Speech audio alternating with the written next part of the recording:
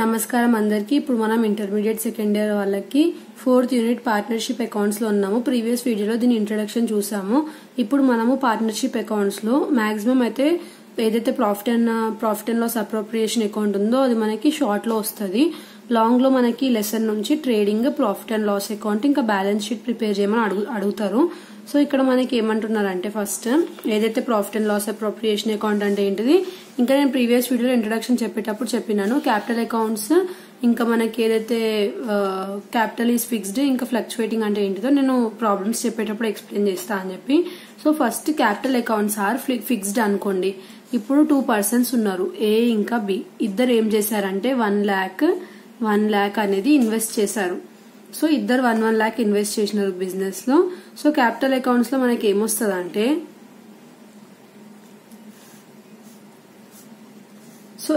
అంటే మనకి by balance brought down 1 lakh, మళ్ళీ by balance brought down 1 lakh.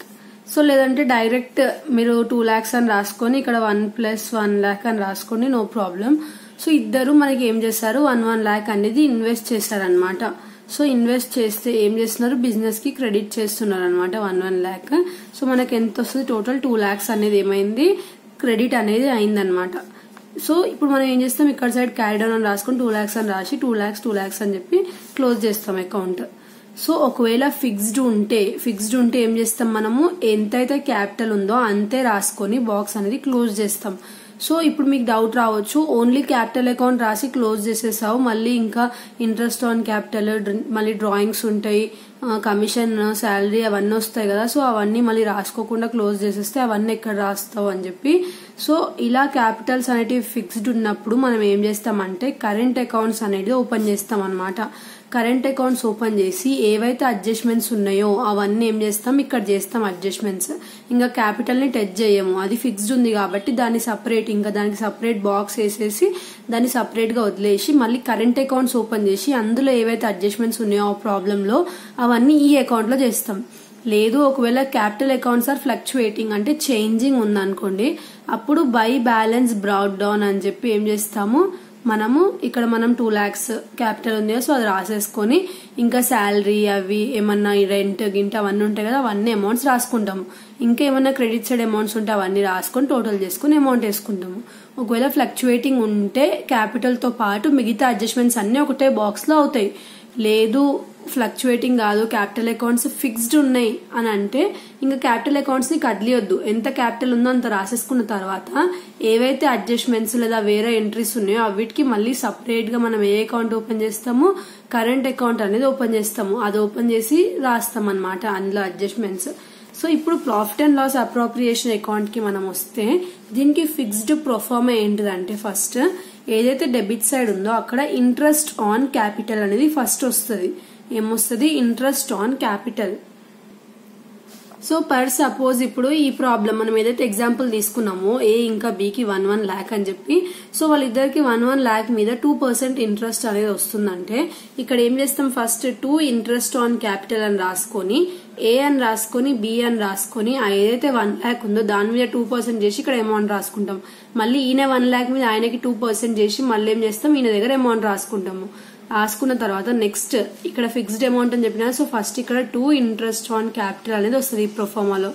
Interest on capital అనేది మనకి ఈ ప్రొఫార్మాలో ఫస్ట్ ఆన్సర్. సో మీకు కావాలంటే డైరెక్ట్ గా 2 ఇంట్రెస్ట్ ఆన్ క్యాపిటల్ అని రాసుకొని ఏ అమౌంట్ ఏ దగ్గర, బి అమౌంట్ బి దగ్గర రాసుకోవచ్చు. లేదంటే ఏ అమౌంట్ బి అమౌంట్ రెండిట్లు ఇన్నర్ కాలం లో రాసుకొని ప్లస్ చేసి డైరెక్ట్ రాయొచ్చు. నెక్స్ట్ ఏంటిది మనకి 2 శాలరీ.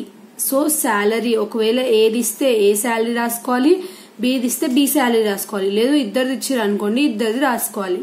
నెక్స్ట్ మళ్ళీ ఏమొస్తుంది, 2 కమిషన్ వస్తుంది. 2 కమిషన్ ఏది ఇస్తే ఏ కమిషన్, బిది ఇస్తే బి కమిషన్, ఇద్దరిది ఇస్తే ఇద్దరు కమిషన్ అనేది వస్తుంది. నెక్స్ట్ ఏమొస్తుంది మనకి net profit by net profit. So net profit మనకి ఎక్కడి నుంచి వస్తుంది, ఏదైతే మనము కరెంట్ అకౌంట్స్ క్యాపిటల్ అకౌంట్స్ చేస్తున్నాం కదా, సో ఒకవేళ క్యాపిటల్ అకౌంట్స్ ఫిక్స్డ్ ఉంటే మనకి ఎక్కడ సైడ్ వస్తుంది, మనకి క్యాపిటల్ అనేది ఆన్సర్ కరెంట్ అకౌంట్ లో వస్తుంది కదా, ఎందుకంటే అడ్జస్ట్మెంట్స్ అన్ని సాల్వ్ చేసి 2 sides అమౌంట్ చూసుకుని టోటల్ చేసుకుని ఎటు సైడ్ తక్కువ వచ్చింది అటు సైడ్ రాసుకుంటాం కదా. సో ఆ అమౌంట్ ని తీసుకుని వెళ్ళి ఇక్కడ నెట్ ప్రాఫిట్ దగ్గర రాయాలి.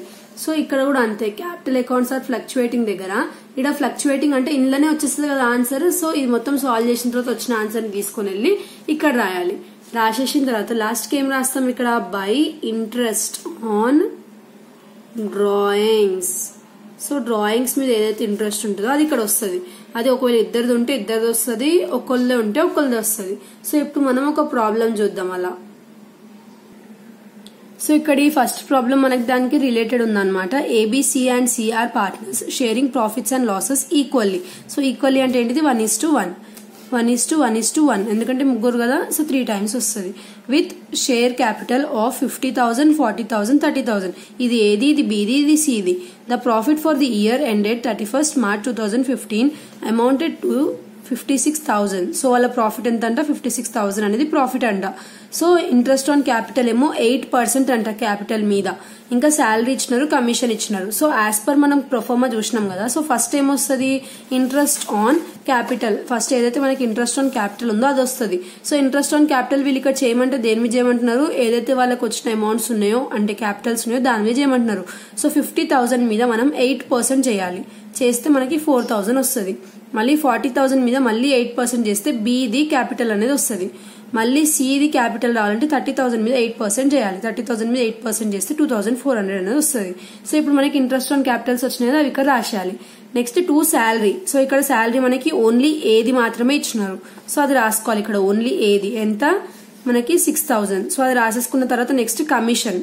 సో కమిషన్ ఉందా ఇక్కడ మనకి, సో కమిషన్ ఇచ్చినారు, సిది ఇచ్చినారు. సో కమిషన్ సి అని చెప్పి ఇక్కడ ఏం చేస్తాం, 4,000 అని రాసుకుంటాము.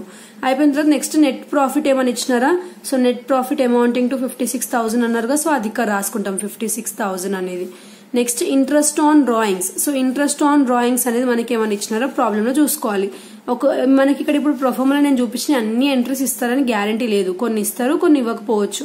సో ఇక్కడ ఇంట్రెస్ట్ ఆన్ డ్రాయింగ్స్ ఇవ్వలేదు. సో ఇక్కడతో ప్రాబ్లం అయిపోయింది అనమాట. సో ఫస్ట్ ఏం చేసాం, ఇంట్రెస్ట్ ఆన్ క్యాపిటల్స్ ఫైండ్ చేసినాం. ఇక్కడ interest on capital the percentage ఇచ్చినారు. సో క్యాపిటల్ మీద పర్సెంటేజ్ చేస్తే ముగ్గురు ఇంత వచ్చింది. తర్వాత ఏది శాలరీ ఇచ్చినారు, కమిషన్ సిది ఇచ్చినారు, మళ్ళీ ప్రాఫిట్ అనేది డైరెక్ట్ ఇచ్చినారు. 2 sides టోటల్ చేస్తాం. 56,000 పెద్దగా ఉంది, అందులో నుంచి ఈ 3 అమౌంట్స్ అనేవి మైనస్ చేస్తాం. అప్పుడు ఏదైతే 36,400 వస్తుందో అదేంటిది మనకి నెట్ ప్రాఫిట్. సో ఇలా మనం profit and loss appropriation account అనేది చేస్తాం అన్నమాట. సో జస్ట్ ఏం చేసుకోవాలి, మనము ఈ ప్రొఫార్మా అనేది గుర్తుపెట్టుకోవాలి. ఇంట్రెస్ట్ ఆన్ క్యాపిటల్ ఫస్ట్ వస్తుంది, తర్వాత శాలరీ వస్తుంది, తర్వాత కమిషన్ వస్తుంది, తర్వాత నెట్ ప్రాఫిట్ వస్తుంది, ఇంట్రెస్ట్ ఆన్ డ్రాయింగ్స్ అనేది వస్తుంది. సో ఈ ప్రొఫార్మా గుర్తుపెట్టుకుంటే మీకు ఈ క్వశ్చన్ లో ఇచ్చిన అమౌంట్స్ ఏవైతే ఇస్తున్నారో అవి ఇక్కడ మనం రాసుకుంటూ జస్ట్ సాల్వ్ చేయడం అంతే. సో ఇది మనకి షార్ట్ ప్రాబ్లమ్ కి ఇచ్చే అవకాశాలు ఉన్నాయి. సో అందుకే నేను దీన్ని మీకు ఎక్స్ప్లెయిన్ చేశాను. సో జస్ట్ ఏం లేదు, అక్కడ వాళ్ళు ఇచ్చిన ఏదైతే ఉందో ఇంట్రెస్ట్ ఏదైతే ఉందో అది క్యాలిక్యులేట్ చేసేసి శాలరీ కమిషన్ అవన్నీ వేసిన తర్వాత, ఒకవేళ ఇక్కడ మనకి ఇక్కడ చూడండి ఇంట్రెస్ట్ ఆన్ డ్రాయింగ్ ఇచ్చినారు, 500 ఏది ఇచ్చినారు, 600 బీది ఇచ్చినారు, 2 టోటల్ చేసి అవుట్ సైడ్ వేసుకున్నారు. సో తీసేసుకున్న తర్వాత మీకు డౌట్ రావచ్చు మళ్ళీ ఇదేంటిది ఇక్కడ సపరేట్ ఏదో చేసినారు అని. సో ఇది ఏం లేదు, జస్ట్ ఇప్పుడు మనం 2 sides టోటల్ చేసిన తర్వాత ఆపోజిట్ సైడ్ ఎక్కడైతే తక్కువ వస్తుందో ఈ 3 మైనస్ చేస్తే ఇంత వచ్చింది కదా. సో ఇది వీళ్ళు డైరెక్ట్ గా తీసుకోకుండా ఇక్కడ 2A క్యాపిటల్ అకౌంట్ అని చెప్పి అంటే ఇద్దరికి షేర్ చేసినారు అనమాట రేషియో ప్రకారం. ఇది మనకి profit and loss appropriation account అనేది ఇలా ఉంటది. ఒకవేళ మనకి క్యాపిటల్ అకౌంట్స్ అనేది ఇట్లా క్యాలిక్యులేట్ చేయమని ఇస్తే, ఒకవేళ ఫిక్స్డ్ ఉంటే ఇలా క్యాలిక్యులేట్ చేస్తాము. ఇప్పుడు నేను చూపించాను కదా, డైరెక్ట్ క్యాపిటల్ వేసుకుని ఆ అకౌంట్ ని క్లోజ్ చేసేస్తాము. తర్వాత మిగతా అడ్జస్ట్మెంట్స్ ఏవైతే ఉన్నాయో drawings, interest on drawings, interest on capital అవన్నీ ఏం చేస్తాం మనము మొత్తం కరెంట్ అకౌంట్ లో చేస్తాము, కరెంట్ అకౌంట్ లో సాల్వ్ చేస్తాము. మళ్ళీ ఇక్కడ గీతది కూడా కరెంట్ అకౌంట్ అంటే 2 persons ఉన్నారు కాబట్టి ఇద్దరివి సపరేట్ సపరేట్ కరెంట్ అకౌంట్స్ అనేవి ఓపెన్ చేసినారు అనమాట. ఇక్కడ సీతది క్యాపిటల్ అకౌంట్ ఫిక్స్డ్ ది, మళ్ళీ గీతది క్యాపిటల్ అకౌంట్ ఫిక్స్డ్ ది, మళ్ళీ సీతది కరెంట్ అకౌంట్ లో అడ్జస్ట్మెంట్స్ రాసింది, మళ్ళీ ఎవరైతే గీత ఉందో తనది కరెంట్ అకౌంట్స్ లో క్యాపిటల్స్ అన్ని రాసి ఉంటాయి కదా అది. మిగిలినవన్నీ నార్మలే, మనకి ఏదైతే interest on capital, salary, commission, మళ్ళీ ఇక్కడ ఇంట్రెస్ట్ ఆన్ డ్రాయింగ్స్ వస్తుంది. సో అలా రాసుకుని ప్రాఫిట్ అండ్ అప్రోప్రియేషన్ అకౌంట్ అనేది సాల్వ్ చేస్తాము. సో మీరు అనుకోవచ్చు ఇక్కడ సైడ్ ఇంట్రెస్ట్ ఆన్ డ్రాయింగ్స్ రాసావు మళ్ళీ ఇక్కడ ఎందుకు ఆపోజిట్ సైడ్ రాసావంటే, సో ఇక్కడ సైడ్ ఏవైతే ఎంట్రీస్ ఉన్నాయో అవన్నీ ఇందులో ఏమవుతాయి ఆపోజిట్ సైడ్ వస్తాయి అనమాట. ఇక్కడ డెబిట్ ఉన్నాయి అన్ని ఇక్కడ క్రెడిట్ లో ఉంటాయి, ఇక్కడ క్రెడిట్ లో ఉన్నాయి అన్ని ఇక్కడ సైడ్ డెబిట్ లో ఉంటాయి. సో నెక్స్ట్ వీడియోలో మనం లాంగ్ ప్రాబ్లమ్స్ చూద్దాము. Thanks for watching.